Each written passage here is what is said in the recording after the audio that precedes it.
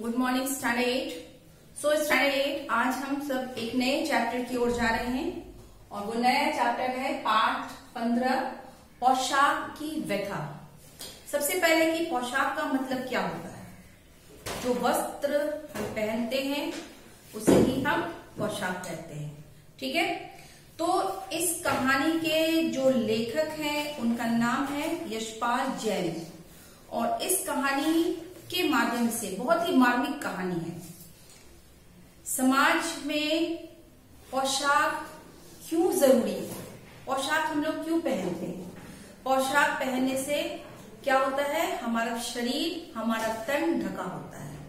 साथ ही साथ ये पोशाक हमारे व्यक्तित्व को दर्शाता है कि हमारा व्यक्तित्व कैसा है। लोग पोशाकों के माध्यम से व्यक्तित्व को परखते हैं, उनको जांचते हैं। तो पाठ स्टार्ट करने से शुरू करने से पहले मैं एक छोटी सी कहानी आपको बताने जा रही हूँ पोशाक से संबंधित। किस तरह लोगों का आकलन पोशाक के माध्यम से होता है। एक गांव का एक व्यक्ति जो है, ये ट्रू स्टोरी है, व्यक्ति जो है वो शहर आता है कपड़े खरीदने के लिए और उसके जो पोशाक थे बहुत ही साधारण था। गांव में आप लोग जानते हैं बहुत साधारण किस्म के पोशाक पहनते हैं। तो साधारण किस्म का वो पोशाक पहन करके वो कपड़े खरीदने के लिए आता है दुकान में और सबसे बड़े शोरूम में वो कपड़ा खरीदने जाता है। तो वो दुकानदार से कहता है कि मुझे कपड़ा दिखाइए। तो दुकानदार जो है उसकी पोशाक से उसकी हैसियत का पता कर लेता है और उसके हैसियत के अनुसार ही कपड़े निकालना वो शुरू करता है। इस व्यक्ति को कोई भी कपड़ा पसंद नहीं आ रहा है, नहीं और अच्छा दिखाइए, और अच्छा दिखाइए, और अच्छा दिखाइए। तो वहां पर जितने भी वर्कर काम कर रहे थे, साथ ही साथ उसका मालिक वो उस व्यक्ति पर अचानक से गुस्सा हो जाता है और कहता है कि पहले अपनी पोशाक तो देखो, हैसियत तो है नहीं और महंगे से महंगा कपड़ा तुम खरीदने की कोशिश कर रहे हो। तो वो व्यक्ति जो था, जो गांव से आया था, मुझे बहुत गुस्सा आता है। उसने क्या किया, अपने कमर से चेक बुक निकाला, चेक बुक आप लोग जानते हैं, और उसने अपने सिग्नेचर कर दिया।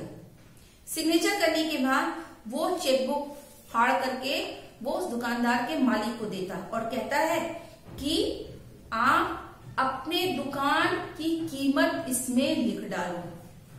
तुम्हारे दुकान की जितनी कीमत है, साथ ही साथ तुम्हारे जितने वर्कर हैं, सबकी कीमत, सबकी सैलरी जोड़कर जितना ब्लैंक चेक में तुम भर दो, आज से ये दुकान मेरा हो जाएगा। तो दुकान का मालिक बहुत ही आश्चर्यचकित हुआ और वो उससे माफी मांगने लगा। तो ऐसा क्यों किया था दुकान के मालिक को? क्योंकि वो कपड़े से ही उस व्यक्ति के व्यक्तित्व को पहचान गया कि यह व्यक्ति बहुत ही साधारण वस्त्र में आया है, बहुत ही गरीब किस्म का इंसान होगा। तो चलिए हम लोग पाठ की शुरुआत करते हैं। मनुष्यों की पोशाकें उन्हें विभिन्न श्रेणियों में बांट देती है। प्रायः पोशाकी समाज में मनुष्य का अधिकार और उसका दर्जा निश्चित करती है। वो हमारे लिए अनेक बंद दरवाजे खोल देती है, परंतु कभी कभी ऐसी भी परिस्थिति आ जाती है कि जरा नीचे झुककर समाज की निचली श्रेणियों की अनुभूति को समझना चाहते हैं। उस समय वो पोशाक ही बंधन और बड़कपन बन जाती है। कहा जाता है कि मनुष्य को अलग अलग भागों में पोशाक के माध्यम से ही हम बांटते हैं और ये पोशाक जो है मनुष्य को समाज में उसका अधिकार और उसका दर्जा निश्चित कराती है कि मेरा क्या अधिकार है और हम किस दर्जे के व्यक्ति हैं। वह हमारे लिए कभी कभी आपके पोशाक आपके लिए बंद दरवाजे भी खोल देते हैं। ठीक है, कभी कभी आप अपडेट होके जाइएगा तो लोग जो है आपको अगर साधारण वस्त्र में घुसने नहीं देते हैं, लेकिन जब आप अपडेट होके जाते हैं तो वही व्यक्ति आपके लिए दरवाजा खोल देते हैं। तो कहीं कहीं आपके बंद दरवाजे आपके पोशाक के कारण ही खुल जाते हैं। लेकिन कहा गया है कि समाज की जब निचली श्रेणी में, जब हम समाज के गरीब तबके की श्रेणी में झांक कर देखना चाहते हैं तो यही पोशाक हमारे लिए बंधन बन जाती है। हम कहने का मतलब यह है कि हम अपडेट होकर के टाई कोट पैंट पहन करके कीमती साड़ियां पहन करके हम उस गरीब तबके की श्रेणी में हम नहीं जा सकते हैं।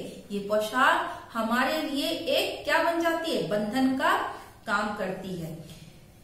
जैसे वायु की लहरें कटी हुई पतंग को सहसा भूमि पर नहीं गिर जाने देती है, उसी तरह खास परिस्थितियों में हमारी पोशाक हमें झुकने से रोके रखती है। मनुष्य एक सामाजिक प्राणी है। समाज में रहते हुए उसे कई समस्याओं का सामना करना पड़ता है। इस समाज में गरीबों की स्थिति कुछ ज्यादा ही खराब रहती है। अब कहा जाता है कि मनुष्य एक सामाजिक प्राणी, क्योंकि हम लोग समाज में रहना पसंद करते हैं, समाज से अलग हम लोग नहीं रह सकते। तो समाज में हर तबके हर श्रेणी के लोग हैं और समाज में जो गरीबों की स्थिति है वो बहुत ही दयनीय है, बहुत ही खराब है। बाजार में फुटपाथ पर कुछ खरबूजे डलिया पे कुछ जमीन पर बिक्री के लिए रखे थे। खरबूजों के पास एक अधेड़ उम्र की औरत बैठी रो रही थी खरबूजे बिक्री के लिए, परंतु उसे खरीदने के लिए कोई आगे नहीं बढ़ रहा था। कोई खरीदता भी कैसे? खरबूजे बेचने वाली औरत कपड़े से मुंह ढककर सिर को घुटने पर झुककर टपक कर रो पड़ रही थी। तो यहाँ पर बताया कि एक बाजार पे फुटपाथ पर एक अधेड़ उम्र की औरत डलिये में खरबूजा लेकर बेच रही थी और कोई भी व्यक्ति उसके खरबूजे को नहीं खरीद रहा था, क्योंकि वो औरत जो है अपने चेहरे को मुंह से ढकी हुई थी और फपक कर रो रही थी। पास के फुटपाथ की दुकानों पर तख्तों पर बैठे या बाजार में खड़े लोग घृणा से उस स्त्री के संबंध में बातें कर रहे हैं। उस स्त्री का रोना देखकर मन में एक व्यथा सी उठी, परंतु उसको रोने का कारण जानने का उपाय क्या था। अब लोग उस व्यक्ति से, उस स्त्री से घृणा कर रहे थे जो आसपास खड़े हुए थे। तो लेखक के मन में एक हल्की सी उस स्त्री के प्रति एक करुणा उभर आई और वह उसकी व्यथा जानने का उपाय सोचने लगा। फुटपाथ पर उसके समीप बैठ सकने में मेरी पोशाक ही व्यवधान बन खड़ी हो गई। अब क्योंकि लेखक पूरा अपडेट था और वो कपड़ा उसके लिए उस स्त्री की व्यथा जानने में रुकावट पैदा करने लगी। एक आदमी ने घृणा से एक तरफ थूकते हुए कहा, क्या जमाना है, जवान लड़के को मरे पूरा दिन नहीं बीता और बेहया दुकान लगाकर बैठी है।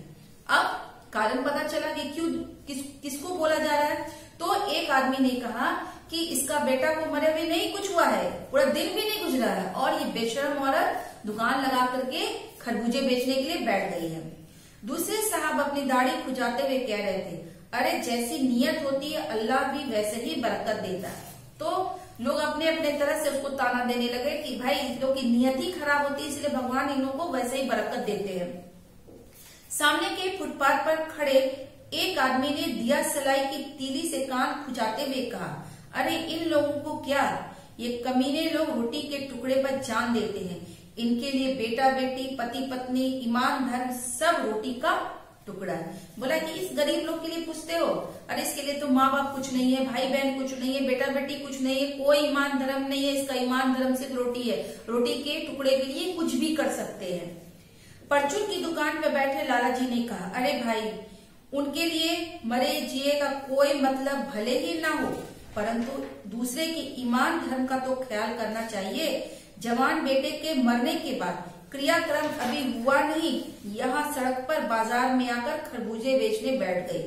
कोई इसके खरबूजे खा ले तो इनके ईमान धर्म कैसे रहेगा, क्या अंधेर है। अब लाला जी को भी बारी मिल गई बोलने की। बोला कि देखो इसके जवान बेटे को मरे अभी कुछ नहीं हुआ, क्रियाक्रम भी नहीं हुआ, कुछ भी नहीं हुआ और ये बेशर्म औरत क्या कर रही है, सड़क किनारे बैठ करके खरबूजे बेच रही है। अगर इसके खरबूजे अगर हम लोग भी खरीद लेंगे तो हम लोग का भी ईमान धर्म क्या हो जाएगा, खत्म हो जाएगा। पास पड़ोस की दुकानों पर पूछने पर पता चला इसका 23 बरस का जवान लड़का था। घर में उसकी बहू और पोता पोती है। लड़का शहर के पास 1.5 बीघा जमीन में कचियारी करके परिवार का निर्वाह करता था। खरबूजों की डलियां बाजार में पहुंचाकर कभी लड़का स्वयं सौदे के पास बैठ जाता, कभी माँ बैठ जाती। अब पता चला कि इस बुढ़िया का एक बेटा था जवान, जो 23 साल की उम्र का था, और उसकी पत्नी भी थी और उसके बच्चे भी थे, और यह जो है अपनी माँ के साथ उसके काम में मदद भी करता था। कभी माँ के जो दुकान लगाती थी उसमें भी वो बच्चा बैठ जाया करता था। तो स्टूडेंट आज के लिए बस इतना ही। नेक्स्ट क्लास में हम लोग आगे की ओर पढ़ेंगे कि इस कहानी में और क्या होता है। So thank you students.